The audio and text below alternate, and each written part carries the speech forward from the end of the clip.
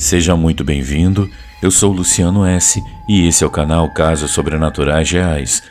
Não deixe de fazer a sua inscrição e ativar o sininho para não perder os próximos vídeos e escreva nos comentários de que cidade você está nos assistindo. Desde já, o nosso muito obrigado.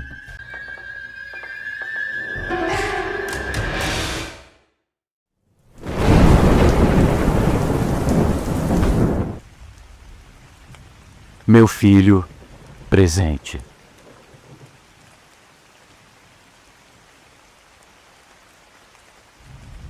Boa noite, Luciano e amigos. Eu espero que esteja tudo bem com vocês, porque comigo as coisas não andam nada bem.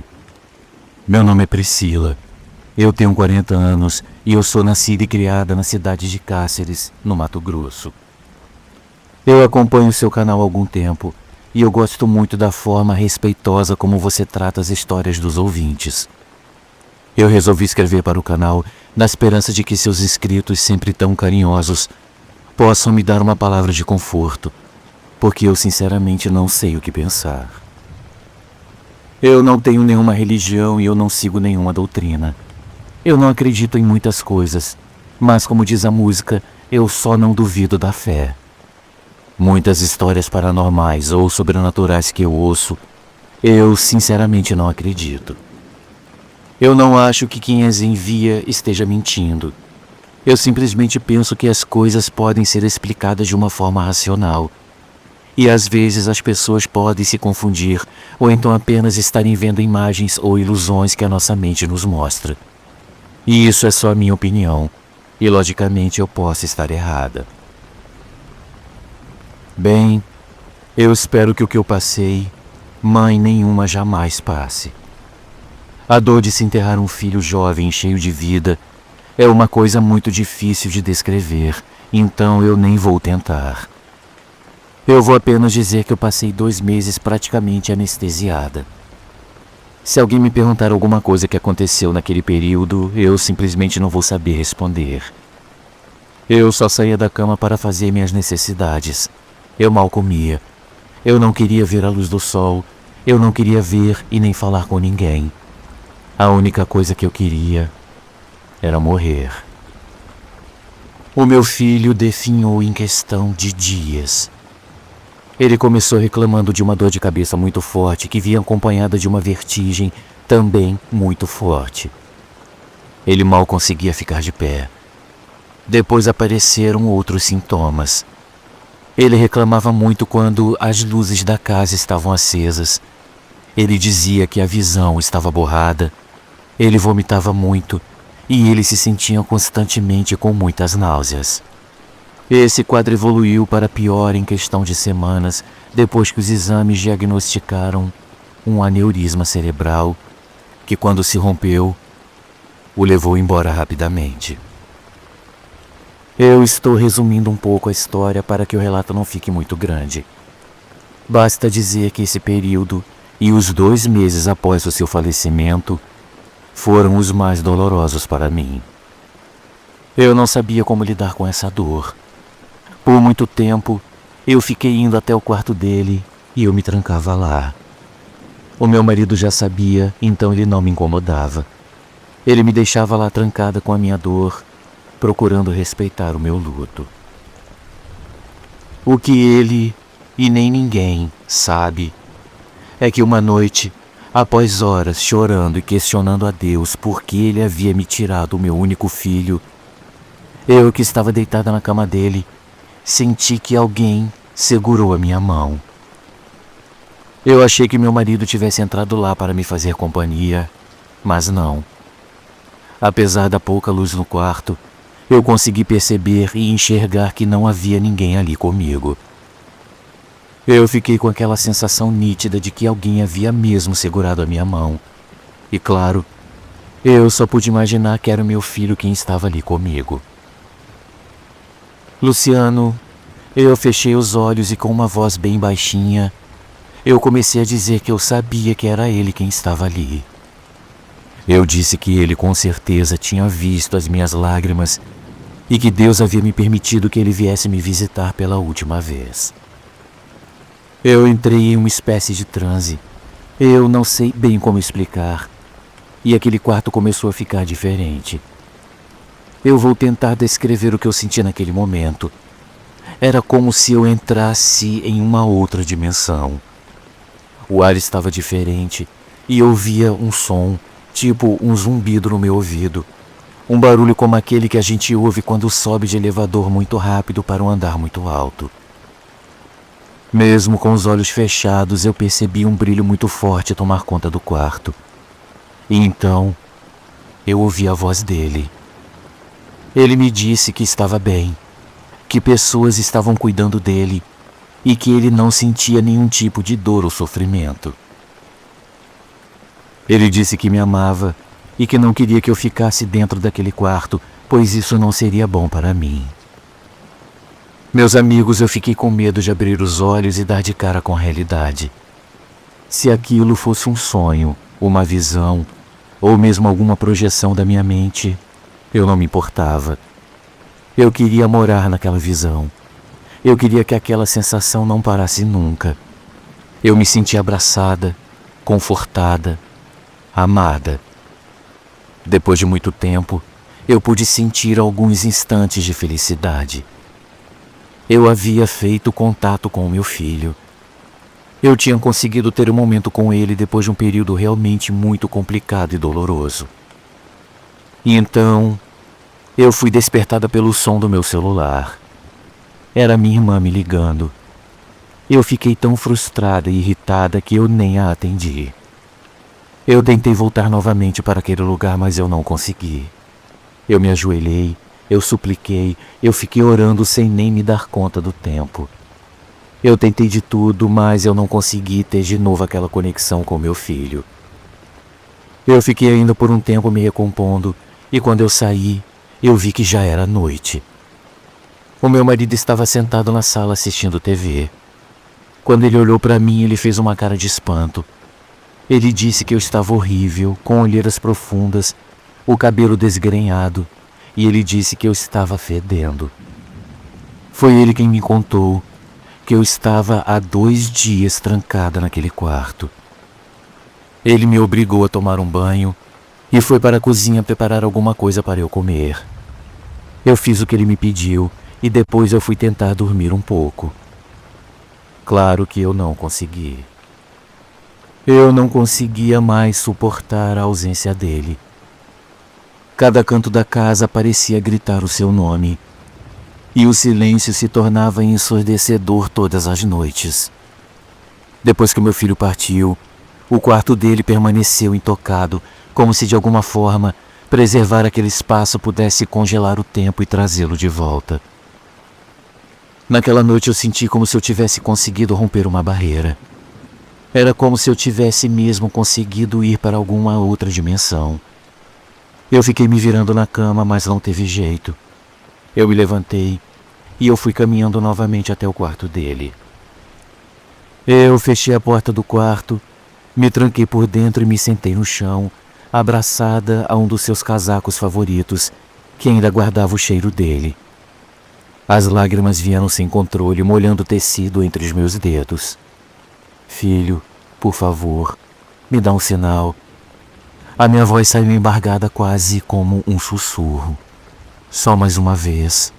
Só mais uma vez. O relógio marcava 3 horas da manhã quando o cansaço me venceu e eu deixei a minha cabeça cair sobre a cama. O cheiro dele parecia mais forte agora, como se o próprio quarto estivesse respirando. A luz do abajur tremeluziu suavemente e uma brisa quase imperceptível passou por mim, mesmo com a janela fechada.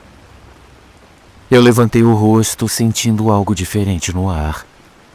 Era como se o tempo tivesse parado por um instante.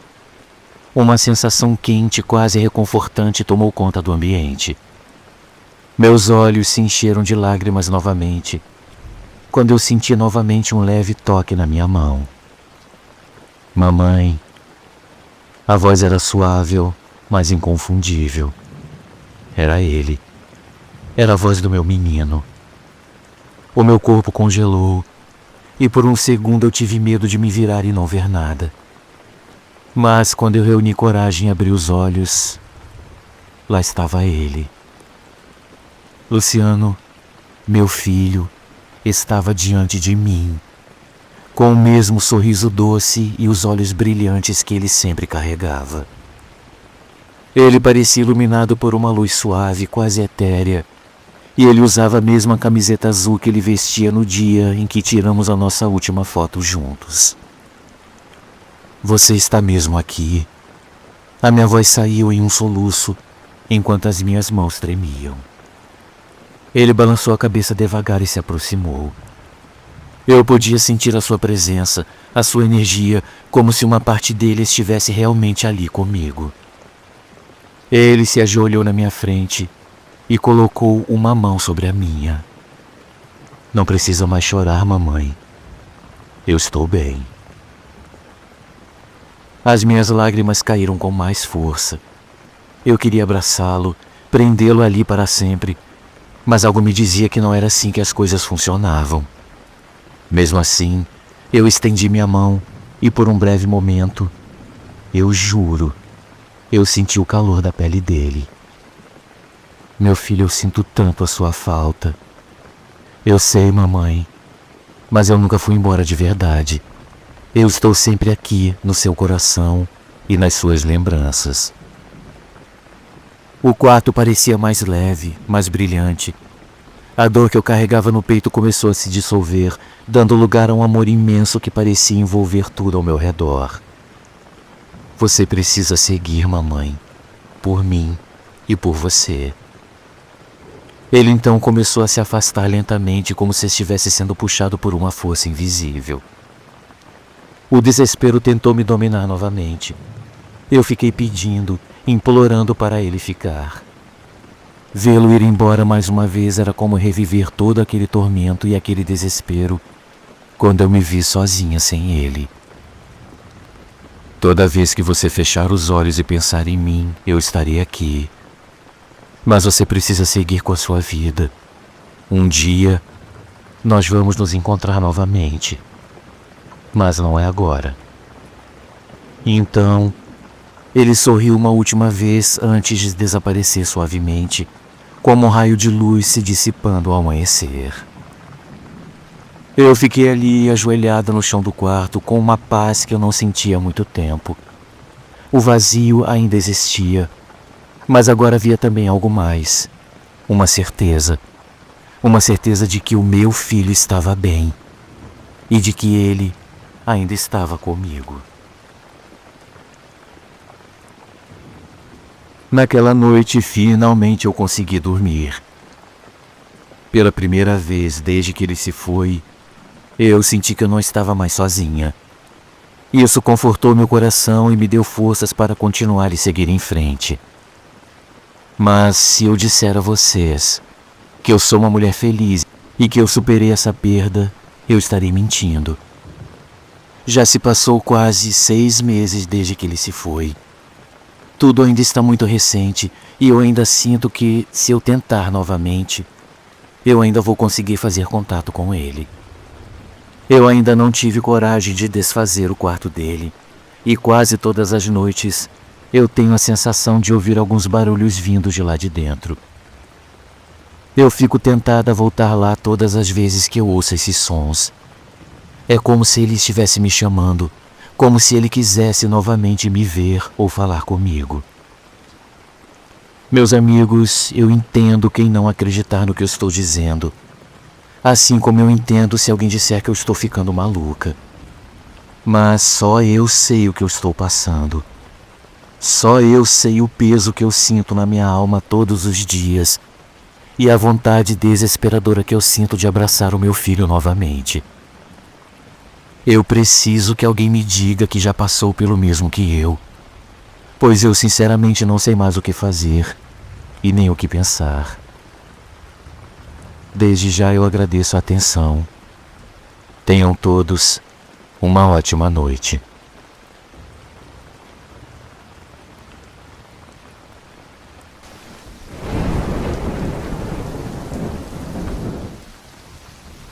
Amigos, uma pequena pausa no nosso vídeo, apenas para lembrar que o nosso canal é um canal independente e que para continuar existindo nós precisamos muito do seu apoio.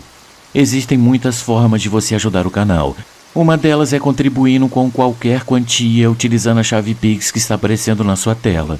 Outra é se tornando membro contribuindo com apenas R$ 7,99 por mês clicando no link Seja Membro.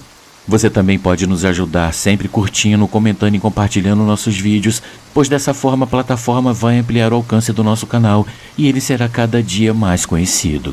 Desde já, a gente agradece e agora vamos continuar com o vídeo.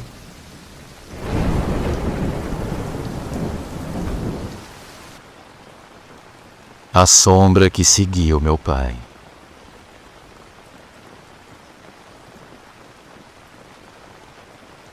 Boa noite, Luciano. Boa noite, amigos do canal e ouvintes. Depois de muito ouvir os relatos dos inscritos, eu resolvi compartilhar algo muito forte que aconteceu comigo. Meu pai e minha mãe chegaram de viagem para passar alguns dias comigo. Eles moravam em outra cidade e sempre que vinham, a casa ganhava um ar diferente.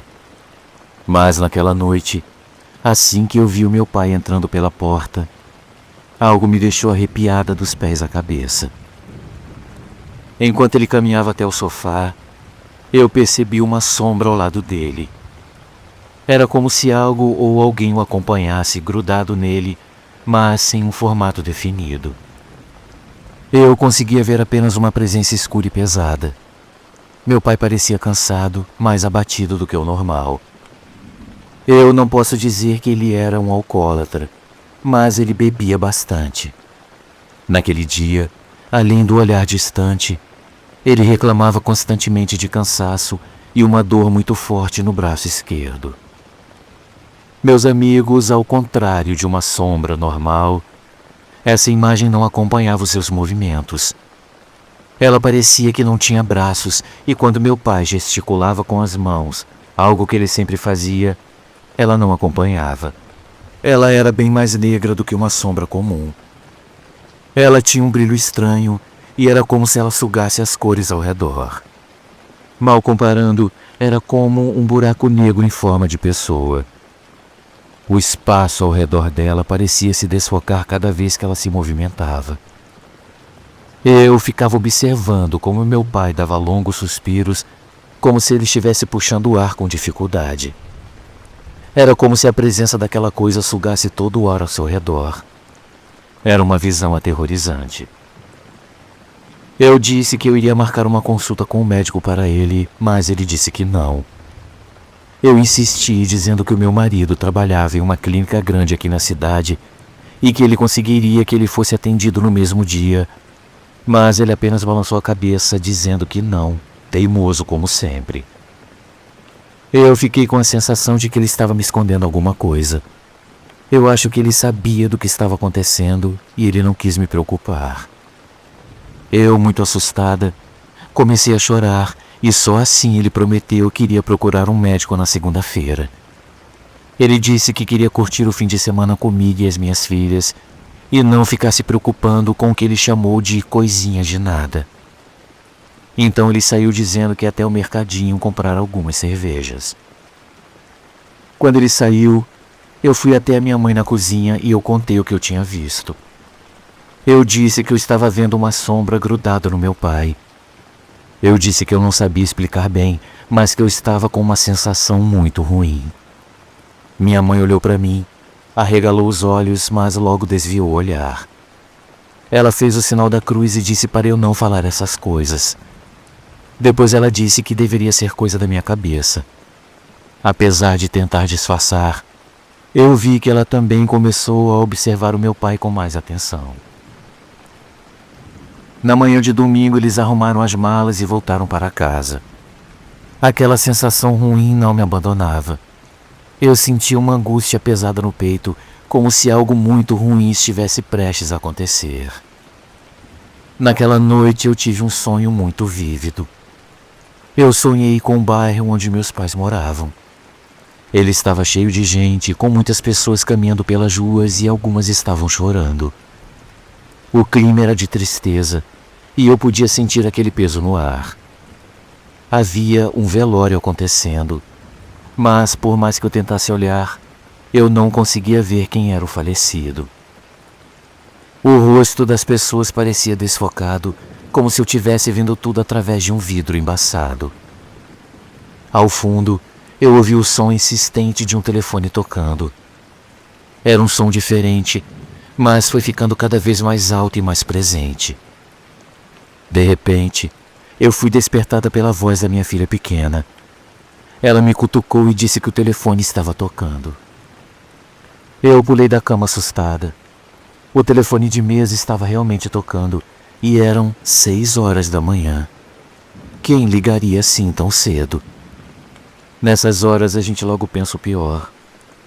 Eu atendi com as mãos trêmulas e quando eu disse alô, do outro lado da linha eu ouvi a voz chorosa da minha tia, me dizendo para eu ir para lá urgente, pois o meu pai havia falecido. Meus amigos, o meu mundo desabou naquele instante. Eu soltei o telefone e eu comecei a gritar. A minha filha me olhava assustada, sem entender o que estava acontecendo. Eu corri para a rua descalça, com lágrimas escorrendo pelo rosto. Os vizinhos vieram me acudir, mas nada podia aliviar aquela dor que eu estava sentindo. Durante a viagem até a casa dos meus pais, aquela sombra que eu tinha visto voltou à minha mente várias vezes. De alguma forma, eu sabia que aquilo havia sido um aviso. Aquela sombra era a própria morte, que já caminhava ao lado do meu pai. No velório, a sensação de que algo que não era desse mundo estava presente era constante. Em certos momentos eu sentia uns arrepios como se alguém estivesse passando ao meu lado. Durante a madrugada, enquanto velávamos o corpo, eu tive a nítida impressão de ouvir o meu pai me chamar baixinho pelo nome. Eu olhei para os lados, mas ninguém mais pareceu ouvir. Eu fiquei paralisada por alguns segundos até que a minha mãe tocou meu ombro, me perguntando se estava tudo bem. Ela estava com os olhos vermelhos de tanto chorar. Eu apenas balancei a cabeça querendo dizer que sim, sem conseguir falar. Foi durante o velório que a minha mãe me disse que meu pai estava com vários problemas de saúde. Ele havia descoberto uma diabetes há algum tempo, além de ter as taxas de triglicerídeos e do colesterol totalmente alteradas. Mesmo assim, ele não largou a bebida e nem o cigarro. Quando a minha mãe tentava fazer com que ele se cuidasse, ele apenas dizia: "Só quem morre de véspera é peru de Natal. Deus sabe a minha hora." Meus amigos, meu pai teve um infarto fulminante enquanto estava em um bar com meu tio, irmão dele, jogando sinuca. Eles estavam lá desde a tarde e ele sofreu um infarto já de madrugada. Minha mãe disse que eles ficaram horas bebendo e comendo torresmo. O dono do bar, que é conhecido da minha mãe, disse que ele e o meu tio comeram quase 1,5 kg de torresmos. Eu confesso que eu fiquei um pouco brava com ele, por ele não ter se cuidado mais. Eu tenho para mim que ter esse tipo de atitude é como querer acabar com a própria vida. E eu fiquei muito triste com isso. Mais tarde, já sozinha no quarto onde meu pai costumava descansar, eu senti um cheiro muito característico dele. Aquele perfume barato que ele usava todos os dias para disfarçar o cheiro do cigarro que ficava impregnado nas roupas. As janelas estavam fechadas e ninguém mais usava aquele perfume, então foi impossível não associar aquele cheiro com a presença dele. Eu chamei por ele com lágrimas escorrendo pelo rosto. O cheiro ficou mais forte por alguns segundos e depois desapareceu. Foi como se ele tivesse ido embora. Depois desse dia, eu nunca mais duvidei dos sinais que o mundo espiritual nos dá. A sombra, o sonho, o telefonema, tudo foi uma forma de preparar o meu coração para o inevitável. Até hoje, às vezes quando eu estou sozinha e tudo está em silêncio, eu sinto aquela presença ao meu lado. Ela não me assusta, pelo contrário, ela me conforta. É como se meu pai ainda estivesse ali cuidando de mim, de alguma forma. Essas coisas são difíceis de explicar, mas eu sei o que eu vi e o que eu senti. E essa experiência mudou a minha forma de enxergar a vida e a morte. Uma ótima noite a todos.